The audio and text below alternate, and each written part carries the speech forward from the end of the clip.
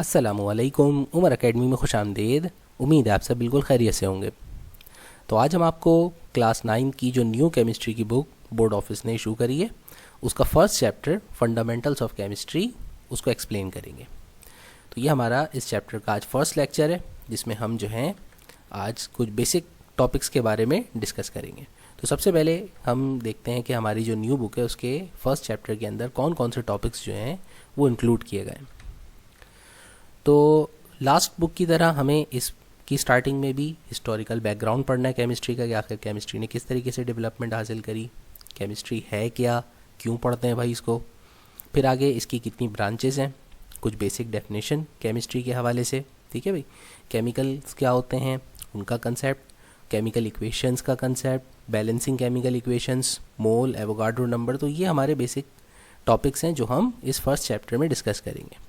साथ में ये जो केमिकल कंसेप्ट हम डिस्कस करेंगे तो आखिर में उनकी केमिकल्स की जो न्यूमेरिकल्स होते हैं, numerical type questions chemical calculations में डिस्कस किए जाएंगे। तो सबसे पहले अपनी जो है बिस्मिल्लाह पढ़ते हैं अपने फर्स्ट टॉपिक से, जो कि है हमारी केमिस्ट्री इन योर लाइफ, यानी कि इंट्रोडक्शन है कि आखिर केमिस्ट्री होती क्या है। तो केमिस्ट्री चूँकि साइंस की एक ब्रांच है और साइंस हमारे पास एक ऐसा सब्जेक्ट होता है जिसके अंदर हम अपने इर्द गिर्द होने वाले नेचुरल फिनोमेना को, जो हमारे आसपास जो भी चीज़ें हैं जो होती हैं क्यों होती हैं, और उन चीज़ों के बारे में जो क्यूरियोसिटीज़ होती हैं हमारी, उनकी इन्वेस्टिगेशन करते हैं। जैसे सूरज हमारे पास रोज़ाना हम सुबह देखते हैं, एक पर्टिकुलर टाइमिंग पे सारे साल सूरज जो है ईस्ट की डायरेक्शन से निकलता है। तो आखिर क्या ये बात सच है? तो आप इसको इन्वेस्टिगेट करेंगे भाई, रोज़ाना सुबह उठ जाएँ और जल्दी उठ करके देखेंगे सूरज जो है क्या ईस्ट की डायरेक्शन से निकलता है। इसी तरीके से जब गुरूब होता है सूरज तो क्या वो वेस्ट की डायरेक्शन में होता है, और अगर ऐसा होता है तो क्यों होता है। तो ये सारी चीज़ें हमारे इर्द गिर्द जो मुख्तलिफ़ किस्म के केमिकल रिएक्शंस होते हैं या जो हमारे पास मुख्तलिफ़ किस्म के नेचुरल इवेंट्स होते हैं उनकी स्टडी जो होती है वो हम साइंस में करते हैं। अब आसपास जो कि हमारे चीज़ें बहुत ज़्यादा बढ़ गई, ठीक है भाई, कुछ ज़िंदा चीज़ें, जानदार चीज़ें, उनकी स्टडी के लिए हमने एक अलग ब्रांच बना दी जिसको हम बायोलॉजी कहते हैं, जिसमें तरह तरह के जो हैं हम कीड़े मकोड़ों और जानवरों की स्टडी करते हैं। इसी तरीके से हमारे पास बहुत सारी चीज़ें जो कि जानदार तो नहीं हैं, बेजान है, लेकिन उनकी कुछ प्रॉपर्टीज़ ऐसी हैं जो कि बड़ी दिलचस्प होती हैं। मिसाल के तौर पे शीशा यानी ग्लास जो है वो एक सॉलिड ऑब्जेक्ट है, लेकिन उस सॉलिड ऑब्जेक्ट के आप आर पार देख सकते हैं। इसी तरीके से वॉल जो है, आपकी दीवार जो है वो भी एक सॉलिड ऑब्जेक्ट है, लेकिन आप उसके आर पार नहीं देख सकते। तो कुछ सॉलिड ऑब्जेक्ट्स आपके लिए जो हैं वो ट्रांसपेरेंट हैं, कुछ ट्रांसपेरेंट नहीं है। इसी तरीके से जो चीज़ें जैसी दिखती हैं केमिकली तौर पर वो वैसे बिहेव नहीं करती। मिसाल के तौर पे एक गिलास पानी ले लें, उसमें आप नमक डालें तो वो डिज़ोल्व हो जाएगा, गायब हो जाएगा, डिसअपियर हो जाएगा, और उसका पानी का टेस्ट जो है वो सॉल्टी हो जाएगा। इसी तरह अगर आप एक गिलास पानी में चीनी डालें तो वो डिज़ोल्व हो करके गायब हो जाएगी और पानी का टेस्ट जो होगा वो एक स्वीट हो जाएगा। अब आप बज़ाहिर देख करके नहीं बता सकते कि पानी के अंदर सॉल्ट डिज़ोल्व है या शुगर डिज़ोल्व है। तो ये सारी चीज़ें हमारे आसपास जो हैं उनकी आखिर केमिकल कंपोजिशन क्यों डिफरेंट है, वो किन मटेरियल से मिलके बनी है, और उन मटेरियल्स के अंदर क्या इफ़ेक्ट्स हैं हमारी लाइफ पर। तो इन सारी चीज़ों की स्टडी का नाम जो है वो है केमिस्ट्री। तो बेसिकली केमिस्ट्री में हम अपने इर्द गिर्द मौजूद स्टफ़ की स्टडी करते हैं कि आखिर हम किस चीज़ों से मिलकर के ये हमारे आसपास की कायनात बनी है, ये दुनिया जहान और उसके आसपास जो भी हमें जो नज़र आता है उनको क्रिएट करने के पीछे जो मसाले यूज़ हुए हैं, यानी कि हम ये कहेंगे कि वो किन मटेरियल से मिल करके बने हैं। जैसे खाना पकाते हैं उसके लिए स्पेशल मसाले यूज़ करते हैं, तो आपको पता होता है भाई इसके रेसिपी में कौन कौन सी चीज़ें ऐड हुई हैं।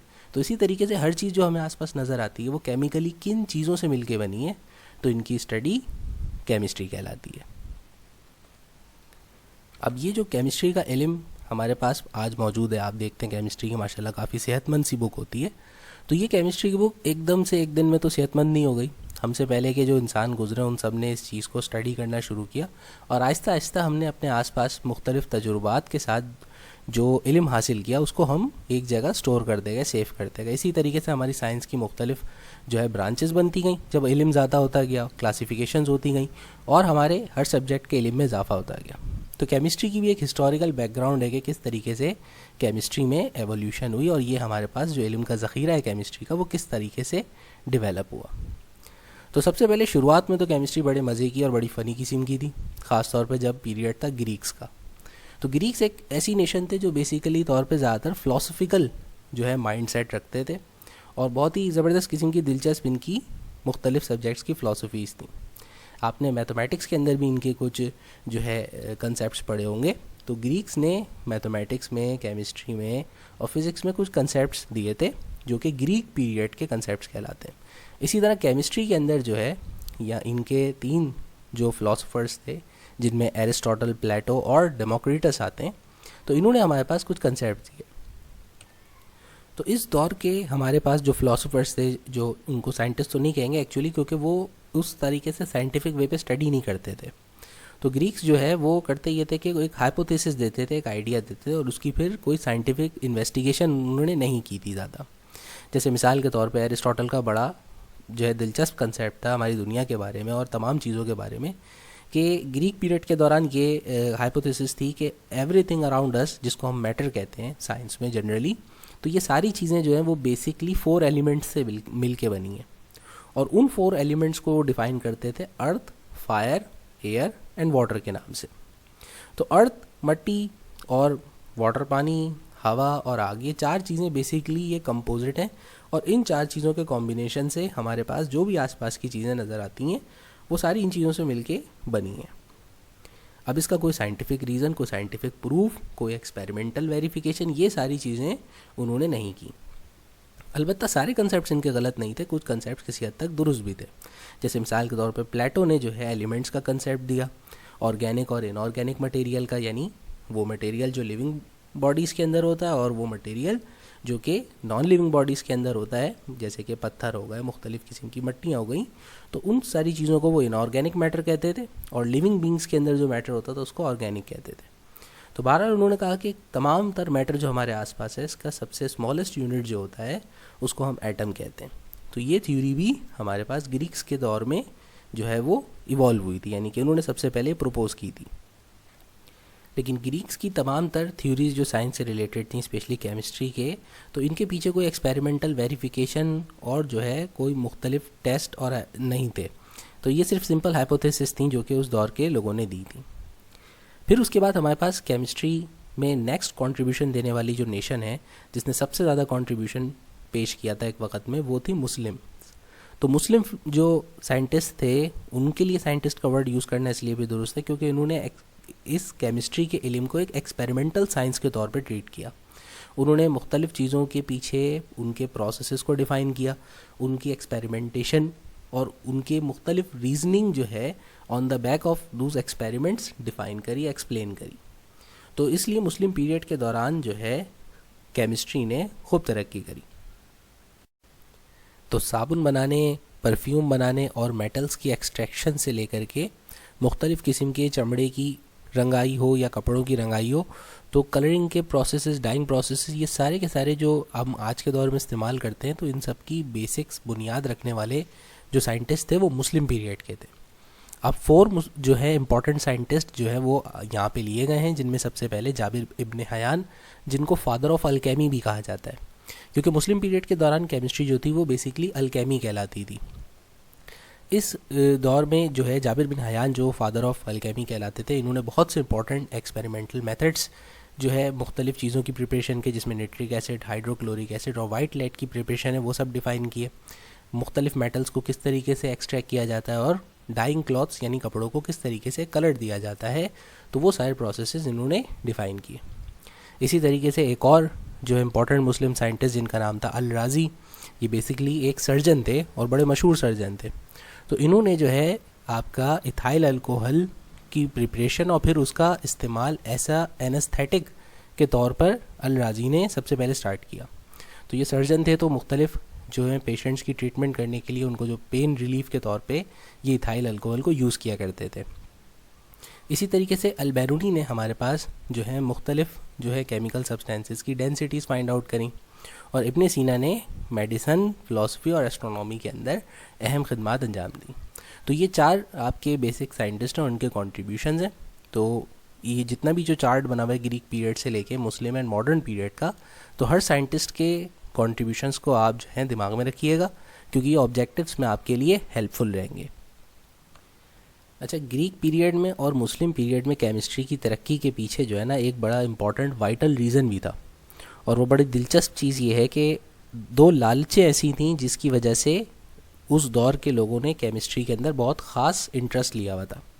और वो दो लालचें जो थीं वो ये थीं कि पहला तो आज भी मुख्तलिफ साइंटिस्ट का क्या है कि उनकी कोशिश होती है कि वो किसी ऐसे मेडिसिन को या इस तरीके से हमारी मेडिसिनल साइंस को इम्प्रूव कर दें कि इंसान मुख्तलिफ बीमारियों पर काबू पा सके और बुढ़ापा जो है उसको जो है कम से कम जो है ना कंट्रोल किया जा सके। यानी कि इंसान जवान रहना चाहता है, सेहतमंद रहना चाहता है, खूबसूरत रहना चाहता है, तो ये फेयर एंड लवली और फेयरमैन्स और मुख्तलिफ़ किस्म की ये जो हमने केमिकल्स और जो दवाइयाँ बनाई हैं, तो ये सब क्यों बनाई हैं? क्योंकि इंसान की एक ये इंटेंसिक एक समझ लें कि ख्वाहिश है कि वो जो है सदा जवान रहे।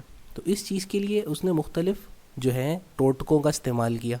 ठीक है, दूसरी हमारी जो सबसे बड़ी लालच थी वो ये कि हठ हरामी हम सब पे छाई रहती है, काम इतना ज़्यादा करना नहीं चाहते और अमीर बनने का बड़ा शौक़ है। तो सोचिए अगर आपके पास कोई ऐसा केमिकल प्रोसेस होता है जिसकी मदद से आप जो है घर में बैठे बैठे डायमंड्स बना सकते या आप सोना बना सकते, तो कैसा ज़बरदस्त हो जाता।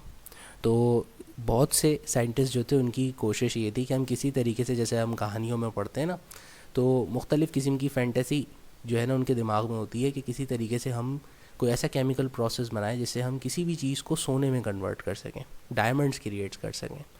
तो ये सारी वो चीज़ें थीं, ये वो लालचें थीं जिसकी वजह से हमारी केमिस्ट्री की स्टडी में बहुत ज़्यादा पेशरफ्त हुई। फिर उसके बाद जब मुसलमानों ने साइंस में इंटरेस्ट लेना छोड़ दिया और जो है वो मुख्तलिफ दूसरी तफरीयों में लग गए, तो उसके बाद फिर आज के दौर में जिसको हम मॉडर्न पीरियड कहते हैं, तो उसमें हमें मुस्लिम साइंटिस्ट का इतना ज़्यादा कंट्रीब्यूशन नज़र नहीं आता, बल्कि अब दूसरी जो नेशंस जिन्होंने जो मुसलमानों के इल्म से जो सीखा था और आज उन्होंने उनकी किताबें अपनी लाइब्रेरियों में रख के ट्रांसलेट करके उस स्टडी को कंटिन्यू करके उन्हीं के प्रिंसिपल्स के ऊपर आज उन्होंने दुनिया में तरक्की हासिल की है। तो ये जो मॉडर्न पीरियड है इस वक्त, इसको हम जो है आपका केमिस्ट्री का मॉडर्न पीरियड जो होता है वो वेस्टर्न साइंटिस्ट को जो है ज़्यादातर क्रेडिट किया जाता है, क्योंकि उनकी इसमें बेशुमार खिदमत है। अब एक लंबी लिस्ट है जिसमें मुख्तलिफ साइंटिस्ट के नाम और उनके कारनामे जो हैं दर्ज किए गए हैं, सारे के सारे आपके मॉडर्न पीरियड के। जैसे रॉबर्ट बॉयल जो है उनको हम फादर ऑफ मॉडर्न केमिस्ट्री कहते हैं, और इन्होंने केमिस्ट्री का कंसेप्ट जो है वो ये दिया है कि केमिस्ट्री एक एक्सपेरिमेंटल साइंस है जिसमें आप सीखते हैं तजुर्बात के ज़रिए। और इन्होंने मुख्तलिफ़ किस्म के तजुर्बात जो कि गैसेस के ऊपर परफॉर्म किए थे उसका इन्होंने लॉ भी दिया है जिसको हम बॉयल्स लॉ कहते हैं। तो आगे चल के इंशाल्लाह डिटेल में पढ़ेंगे। इस तरह से अब मुख्तलिफ साइंटिस्ट हैं, उनके नाम है और उनके कारनामे हैं। जैसे जेम्स ब्लैक ने हमारे पास कार्बन डाइऑक्साइड जो है डिस्कवर की, उसकी प्रॉपर्टीज़। जेम्स प्रिस्टली ने जो है ऑक्सीजन, सल्फ़र डाइऑक्साइड और हाइड्रोजन क्लोराइड को जो है प्रॉपर्टीज़ को डिफ़ाइन किया। और इसी तरीके से शील ने जो है डिस्कवर्ड की थी क्लोरीन, कैवेंडिश ने हाइड्रोजन, लवेजियर ने डिस्कवर किए थे कि हमारे पास जो एयर होती है जो हम सांस लेते हैं इसमें ऑक्सीजन की क्वांटिटी सिर्फ 1/5 होती है। इसी तरह जॉन डाल्टन की हम एटॉमिक थ्योरी पढ़ेंगे मैटर की आने वाले चैप्टर्स में।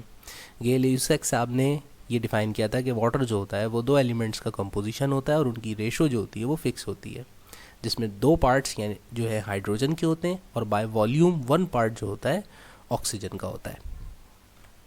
इसी तरीके से मुख्तलिफ और दूसरे सब्सटेंसेस की फ़िज़िकल प्रॉपर्टीज़ जिसमें एयर की और दूसरी गैसेस की फ़िज़िकल प्रॉपर्टीज़ थी वो गे ल्यूसेक ने, जो एक फ्रेंच हमारे पास साइंटिस्ट थे, उन्होंने डिफ़ाइन की थी।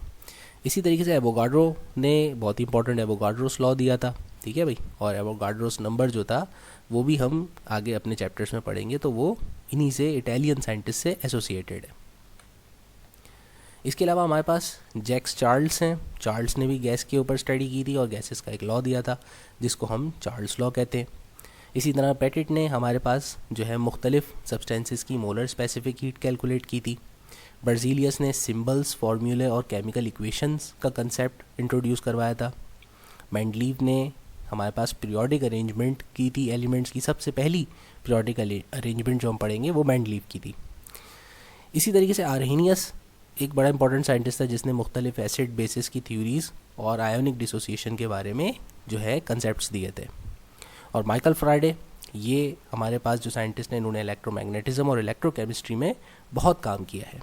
तो आज जो आप जनरेटर इस्तेमाल करते हैं और जो मुख्तलिफ केमिकल सेल्स आप इस्तेमाल करते हैं, बैटरीज़ वगैरह, तो उसके लिए आपको माइकल फ्राइडे का शुक्रगुजार होना चाहिए, क्योंकि इनकी ये सारी एक्सपेरिमेंटेशन की वजह से चीज़ें डेवलप्ड हुई हैं। फिर हमारे पास जे थॉमसन साहब थे, जिन्होंने इलेक्ट्रॉन डिस्कवर किए थे अपने एक्सपेरिमेंट्स के ज़रिए, डिस्चार्ज ट्यूब एक्सपेरिमेंट के ज़रिए। इसी तरह से नील बोहर जो थे हमारे पास ब्रिटिश साइंटिस्ट थे, इन्होंने जो है क्वांटम थ्योरी के ऊपर बहुत काम किया, और आज का हम जो मॉडर्न जो पीरियोडिक टेबल पढ़ते हैं तो उसमें भी इनकी बड़ी कंट्रीब्यूशन है। फिर हमारे पास रदरफोर्ड साहब थे, जिन्होंने स्ट्रक्चर ऑफ एटम का सबसे पहला मॉडल जो था वो डिस्कवर किया था। इसी तरीके से श्रोडिंगर साहब जो थे, उन्होंने क्वांटम मैकेनिकल मॉडल दिया था एटम का। ठीक है भाई, ये आज की मॉडर्न एटॉमिक थ्योरी जो है वो श्रोडिंगर के प्रिंसिपल्स के ऊपर है।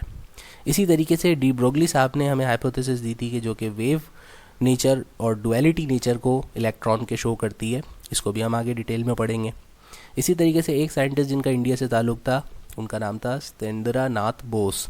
तो इन्होंने ये जो है, आप मैटर की एक स्टेट पढ़ेंगे आगे चल के एडवांस लेवल पे, तो उस स्टेट का नाम जो है वो जो है इन्हीं के नाम से एसोसिएटेड है, जो हमारी फिफ्थ स्टेट है मैटर की, जिसको हम कहते हैं अब बॉस आइंस्टाइन कॉन्डेंसेट। तो वो जो बॉस आइंस्टाइन कॉन्डेंसेट था, वो हमारे पास वो मैटर की जो स्टेट प्रपोज की थी, तो एल्बर्ट आइंस्टाइन और सत्येंद्र नाथ बोस दोनों ने मिल करके वो थ्योरी जो है पेश की थी।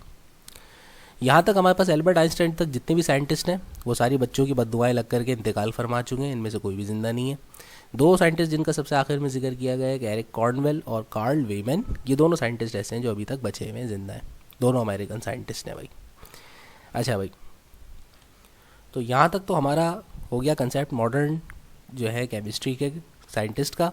अब उसके बाद चलते हैं हम अपनी केमिस्ट्री की बेसिक डेफिनेशन की तरफ, और केमिस्ट्री हमारी लाइफ में क्यों इम्पोर्टेंट है उसके बारे में आपको मिसालों से बताते हैं। अच्छा, आगे चलने से पहले एक छोटी सी जो है करेक्शन कर दूं। हमने जो अभी लास्ट स्लाइड में देखा था कि यहाँ पर जो है बॉस और आइंस्टाइन के आगे फोर्थ स्टेट ऑफ मैटर लिखा हुआ था, तो ये थोड़ी सी करेक्शन कर लें, ये फिफ्थ स्टेट ऑफ मैटर थी जो कि इन दोनों साइंटिस्ट ने मिल करके प्रपोज की थी। और फिर आगे चल करके इन्हीं दो अमेरिकन साइंटिस्ट थे, एरिक कॉर्नवेल और कार्ल वेमन, इन्होंने उस को लेबॉर्ट्री के अंदर सिंथेसाइज करके उस पार्टिकल को दिखाया था।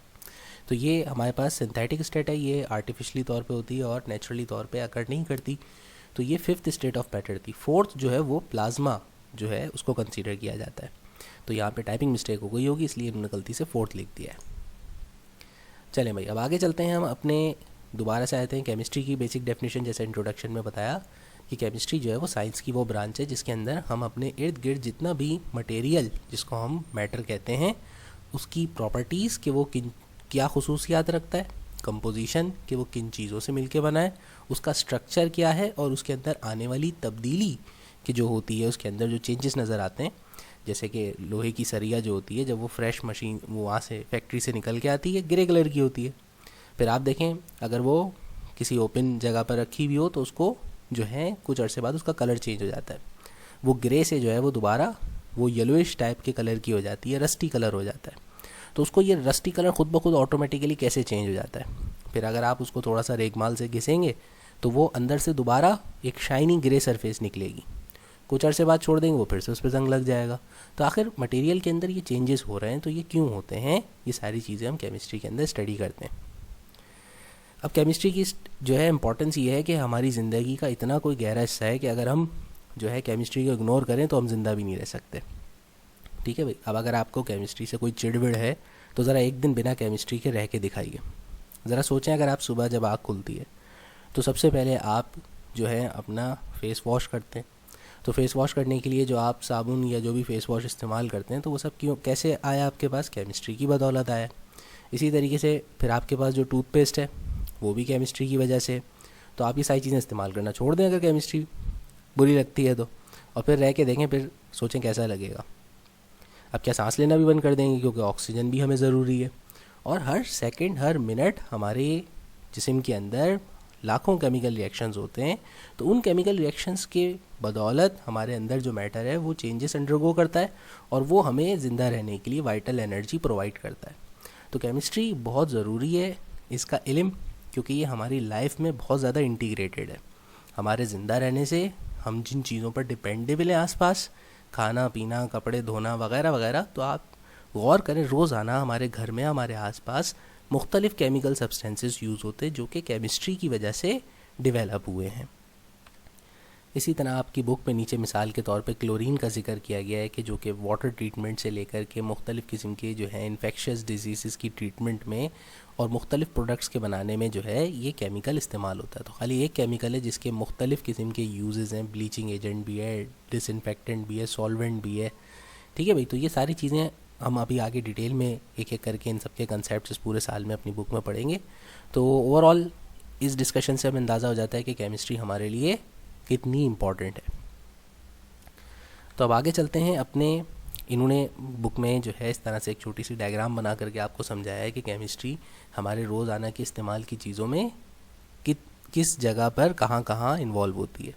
जैसे कि मुख्तलिफ़ किस्म की आप जो फ़ोटोग्राफ़ी, जो पुराने ज़माने में जो आपके पास फ़िल्म वाले जो कैमरे हुआ करते थे, तो उनमें जो हमारे पास जो पीछे जो फ़िल्म यूज़ हुआ करती थी जिसको हम नेगेटिव कहते थे, तो उससे फिर जब आप फाइनल इमेज हासिल करते थे तो उस इमेज को ऑब्टेन करने के लिए मुख्तलिफ़ किस्म के सिल्वर के सॉल्यूशंस यूज़ किए जाते थे।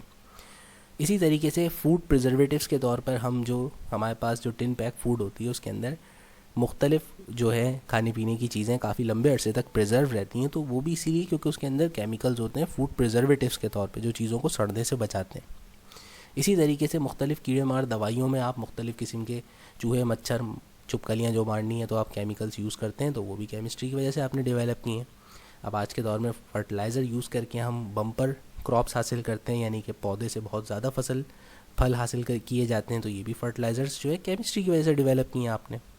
इसी तरह खाना जो हम रोज़ खाते हैं उसमें भी जो केमिकल्स वगैरह होते हैं तो उनमें भी बहुत सारी फ्लेवरिंग के जो हम यूज़ करते हैं केमिकल्स, वो सब भी केमिस्ट्री की वजह से डेवलप हुए हैं। अब मैंगो आइसक्रीम पूरे साल खाते हैं, सोचे मैंगो आता है पूरे साल? नहीं ना। तो ये मुख्तलिफ़ किस्म के जो फ्लेवर्स वगैरह होते हैं, सारे केमिकल्स हमारे पास इसी केमिस्ट्री की डेवलपमेंट की वजह से बने। और अगर आप फिर भी केमिस्ट्री को सीरियस नहीं लेते तो उसके बाद जब आप अपनी हड्डी पसली तोड़वाएंगे तो फिर भी आपकी हेल्प करने के लिए केमिस्ट्री ही आगे आएगी। तो मुख्तलिफ़ मेडिसिनल यूजेस में, और ये जो प्लास्टर आपके हाथ पे बनता है तो उसमें प्लास्टर ऑफ पेरिस जो होता है ये भी एक केमिकल कंपाउंड है। तो केमिस्ट्री जान बचाने से लेके जान लेने तक और मुख्तलिफ़ चीज़ों में आपके इन्वॉल्व है, तो आप इसको इग्नोर नहीं मार सकते। ठीक है भाई, आपको इसकी स्टडी करना आपकी लाइफ को इम्प्रूव करने के लिए बहुत ज़रूरी है। अच्छा भाई, अब आप केमिस्ट्री का इल्म मुख्तलिफ़ दौरों में जो हमारे पास कलेक्शन जो जमा हुई है उसकी वजह से केमिस्ट्री के इल्म को जो है काफ़ी ज़्यादा बुक सेहतमंद हो गई। तो फिर हमने उसकी सब ब्रांचेस बनाई, स्पेशलाइजेशन फील्ड्स बनाई जो कि जो है ब्रांचेस ऑफ केमिस्ट्री कहलाती हैं। तो इन ब्रांचेस ऑफ केमिस्ट्री में सबसे पहली जो हमारे पास ब्रांच आती है केमिस्ट्री की उसको हम कहते हैं फ़िज़िकल केमिस्ट्री।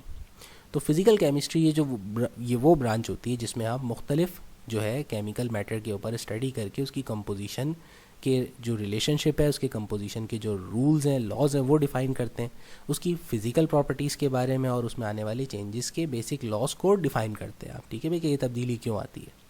जैसे आयरन के अंदर जो जंग लगता है, जैसे अभी सरिया की मिसाल दी थी, उसका कलर चेंज हो जाता है, तो वो होता है ऑक्सीजन की मौजूदगी की वजह से।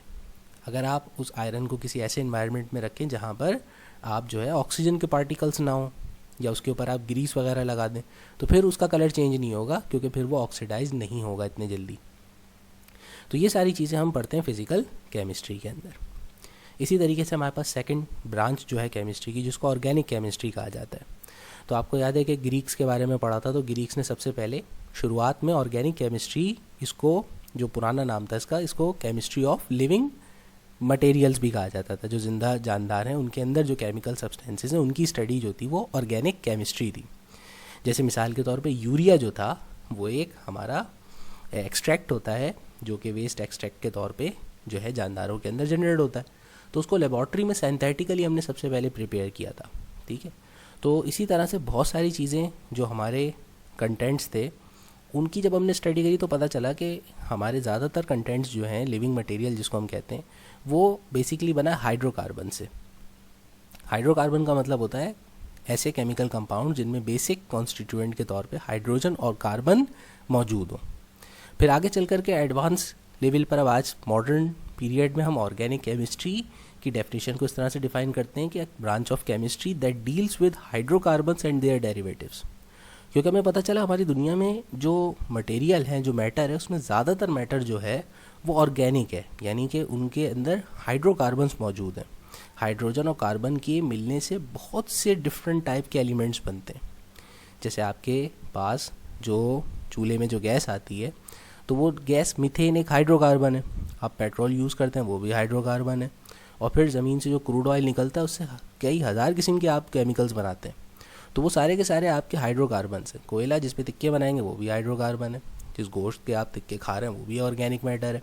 तो हाइड्रोकार्बन्स हमारे पास एक बहुत बड़ी तादाद में मौजूद है। तो इनकी स्टडी के लिए हमने एक अलग से ब्रांच बना ली। अब अगर हम सिर्फ हाइड्रोजन और कार्बन की स्टडी करते रहते ना, तो बाकी जो दूसरे एलिमेंट्स हैं वो नाराज़ हो जाते हैं। वो कहते हैं भाई ये क्या, कि भाई हमारी स्टडी नहीं करनी। तो हमारे पास तकरीबन 130 से ऊपर अलग अलग किस्म के एलिमेंट हैं। खाली उनमें से 2 हाइड्रोकार्बन्स यानी हाइड्रोजन और जो आपका कार्बन है, उनकी हाइड्रोकार्बन्स की स्टडी ऑर्गेनिक केमिस्ट्री। और बाकी जो हमारे पास जो एलिमेंट्स बचते हैं, जिनको हम मिनरल्स भी कहते हैं, जो नॉन ऑर्गेनिक मैटर होता है, उनकी स्टडी के लिए एक सेपरेट ब्रांच बनाई जिसको हम कहते हैं इनऑर्गेनिक केमिस्ट्री।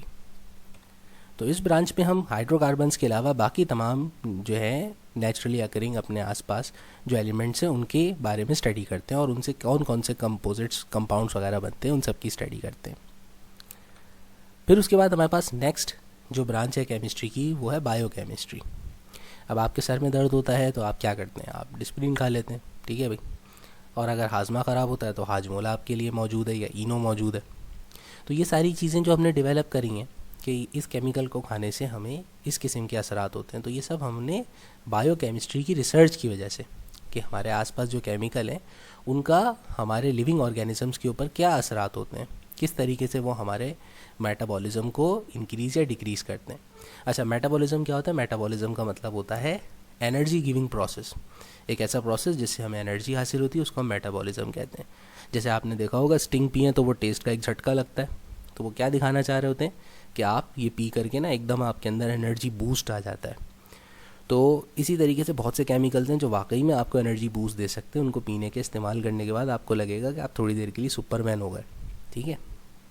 मगर स्पोर्ट्स वगैरह में जो एथलीट्स वगैरह होते हैं उनके लिए वो केमिकल्स जो है बैन होते हैं, कि भाई ऐसा नहीं कि आपने एक टीका लगाया, थोड़ी देर के लिए एनर्जी बर्स्ट आ गया और आप दौड़ कर सबसे आगे निकल गए। तो वो सब चीज़ें जो हैं, ये जिस किस्म के केमिकल्स हैं, आप बायोकेमिस्ट्री में स्टडी करते हैं, ठीक है भाई। अब इसी स्टडी का, बायोकेमिस्ट्री की, हमें फ़ायदा ये हुआ कि हमें पता चला कौन से केमिकल्स खाने से हमारा मेटाबॉलिज्म इंक्रीज़ होता है, कौन से केमिकल्स हैं जो हमारे लिए दुरुस्त नहीं हैं, जो कि डिजीज़ फैलाने का सबब बनते हैं। जैसे बहुत से, जैसे प्लास्टिक आप मटेरियल वगैरह जलाते हैं, तो ये जो प्लास्टिक का जो वेस्ट मटेरियल अगर हम बर्न करते हैं तो उसके अंदर ऐसे केमिकल्स होते हैं जिनको हम कार्सिनोजेंस कहते हैं, यानी कैंसर क्रिएट करने वाले। तो ये हमारी सेहत के लिए अच्छे नहीं होते। इसी तरीके से बहुत से किस्म की जो हम दवाइयाँ यूज़ करते हैं पौधों पर, इंसेक्टिसाइड, पेस्टिसाइड, तो उनमें से भी बहुत सी ऐसी हैं जिनका पौधों पे कीड़े तो मार देती हैं, लेकिन फिर वो जो है उनका असर जो होता है वो फ्रूट के अंदर भी जाता है, और फिर वो जब हम इंसान इस्तेमाल करते हैं तो केमिकल्स हमारे जिस्म का भी हिस्सा बन जाते हैं, तो वो हमारे लिए दुरुस्त नहीं होते। तो उन सारे केमिकल्स को भी हम इसी ब्रांच में स्टडी करके आइडेंटिफाई करते हैं।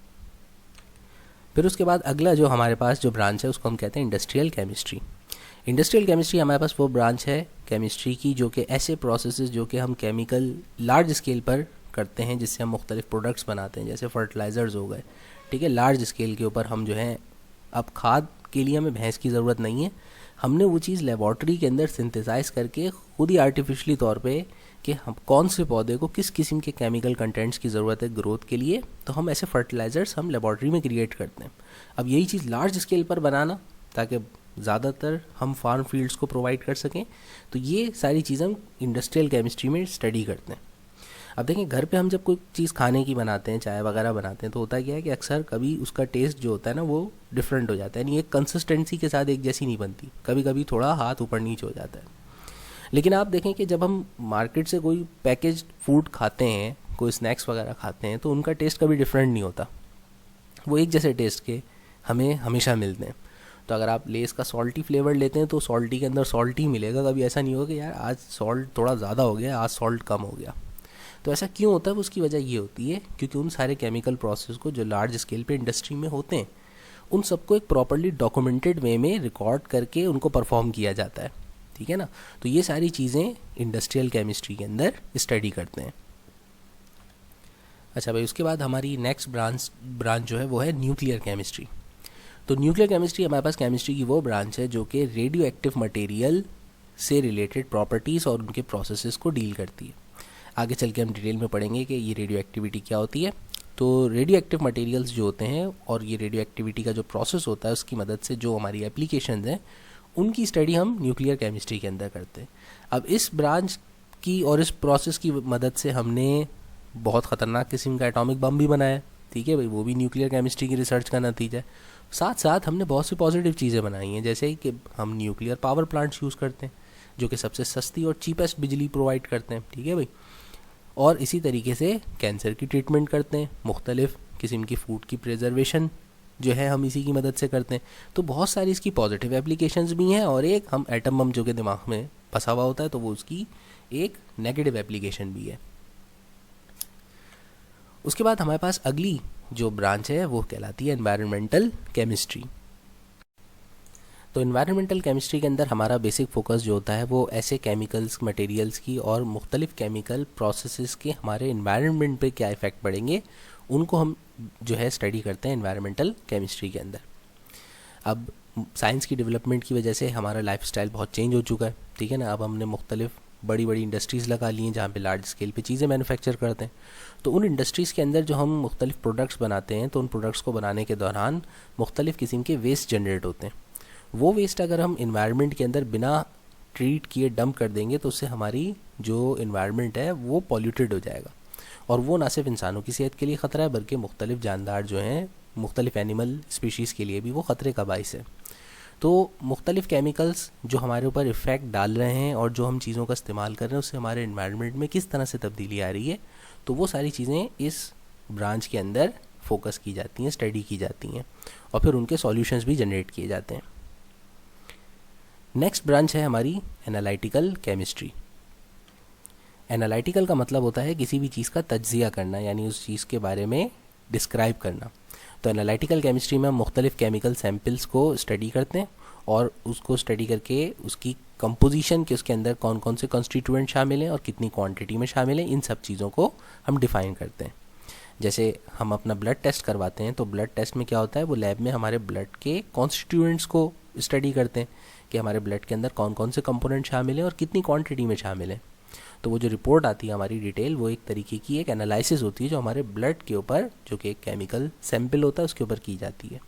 इसी तरह मुख्तलिफ़ किस्म की दवाइयों के अंदर जो हमारे पास जो कंटेंट्स होते हैं वो सारे के सारे भी अक्सर लेबॉर्ट्री में वेरीफाई किए जाते हैं, चेक किए जाते हैं कि उनके अंदर कोई ऐसे कंटेंट्स तो नहीं है जो मेंशन नहीं है या उनके जो हैं क्या असरात होंगे। तो ये सारी चीज़ें एनालिसिस का हिस्सा होती हैं। अब नीचे कुछ जो हैं प्रोसेसेस का नाम लिखा हुआ है, जैसे क्रोमेटोग्राफी, इलेक्ट्रोफोरेसिस और स्पेक्ट्रोस्कोपी। तो ये तीनों प्रोसेसेस एनालिसिस के अंदर यूज़ होते हैं और आगे हम केमिस्ट्री के जो चैप्टर्स पढ़ेंगे तो उसमें इन जो हैं प्रोसेसेस की डिटेल भी पढ़ेंगे। ओके, उसके बाद हमारी नेक्स्ट ब्रांच है मेडिसिनल केमिस्ट्री। तो मेडिसिनल केमिस्ट्री में हम करते ये हैं कि ऐसे जो है केमिकल कंपाउंड्स सिंथेटिकली लेबॉर्ट्री में प्रिपेयर करते हैं जो कि पहले ऑर्गेनिकली खाली नेचर में एग्जिस्ट करते थे। जैसे मुख्तलिफ़ जड़ी बूटियों से जो दवाइयाँ हम एक्सट्रैक्ट करते हैं तो उन दवाइयों को जो है हम लेबॉर्ट्री में सिंपल एलिमेंट्स की मदद से किस तरीके से एक्सट्रैक्ट करके बना सकते हैं। तो ये सारे काम हम मेडिसिनल केमिस्ट्री के अंदर करते हैं। बल्कि इसके साथ साथ मुख्तलिफ़ केमिकल्स के हमारे जिस्म पर क्या असरात होते हैं, किसी ख़ास बीमारी के लिए अगर हमें दवाई बनानी हो तो वो किस तरीके से बनाएंगे, तो वो सारी चीज़ें भी इस मेडिसिनल केमिस्ट्री का हिस्सा होती हैं। तो इसका दूसरा नाम जो होता है वो फार्मेसी भी होता है। अच्छा भाई, उसके बाद हमारी जो नेक्स्ट ब्रांच है केमिस्ट्री की वो है क्वांटम केमिस्ट्री। तो क्वांटम केमिस्ट्री जो है बेसिकली ये फ़िज़िक्स और केमिस्ट्री की कंबाइन स्टडी है। जैसे फ़िज़िक्स के अंदर हम बेसिकली स्टडी करते हैं मैटर और उसका इंटरेक्शन एनर्जी के साथ, और फिज़िक्स के अंदर ही हम मुख्तलिफ़ चीज़ों की जो है मूवमेंट्स के बारे में पढ़ते हैं कि कोई ऑब्जेक्ट मूव कर रहा होता है तो उसकी मोमेंटम कितना होता है, उसकी मैकेनिक्स क्या होती हैं। तो इसी तरीके से यही फ़िज़िक्स के प्रिंसिपल्स मूवमेंट के जब हम केमिस्ट्री के अंदर पार्टिकल लेवल पर अप्लाई करते हैं तो हमारी जो स्टडी होती है वो कहलाती है क्वांटम केमिस्ट्री। तो यहाँ पे वर्ड यूज़ हुआ है मैकेनिक्स, तो मैकेनिक्स जो है वो फिज़िक्स की एक ब्रांच होती है जिसमें आप मूवमेंट ऑफ ऑब्जेक्ट्स को स्टडी करते हैं। और हमने एटम की जब स्टडी करी तो हमें पता चला कि एटम के अंदर भी जो सब एटॉमिक पार्टिकल्स होते हैं तो वो पार्टिकल्स भी मूव करते रहते हैं।